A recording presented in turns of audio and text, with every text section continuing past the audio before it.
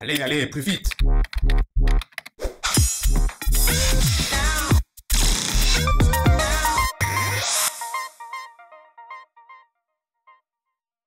Une femme qui est victime de harcèlement sexuel, avant même de saisir une juridiction, peut évidemment, si ce n'est pas l'employeur qui est mis en cause, saisir l'employeur, peut saisir le médecin du travail, peut saisir l'inspection du travail, les organisations syndicales s'il y en a, pour faire cesser les faits de harcèlement sexuel.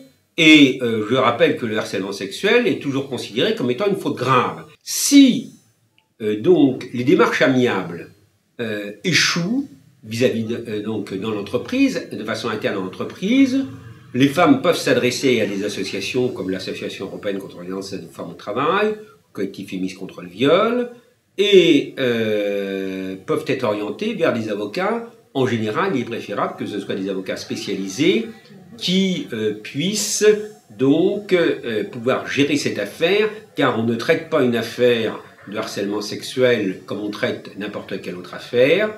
C'est-à-dire qu'il y a, de la part de l'avocat notamment, une attitude, j'allais dire, d'empathie, de compréhension, démontrer qu'on est aux côtés de la personne, qu'on ne va pas lui faire subir une autre souffrance à celle qu'elle a déjà subie si on ne croit pas que les faits sont exacts. À ce moment-là, il faut la dissuader de porter plainte.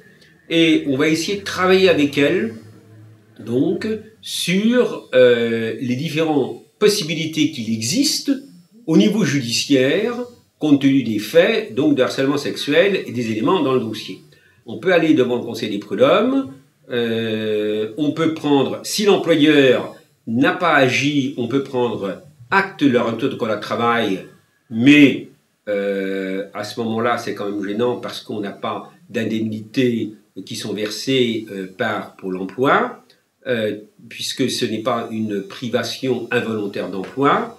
On peut aussi demander la résiliation judiciaire du contrat de travail, mais en général, on reste dans l'entreprise et on ne voit pas comment la personne, si l'employeur n'a pas réagi ou la direction des ressources humaines n'a pas réagi, à ce moment-là, comment la personne victime pourrait demeurer dans l'entreprise.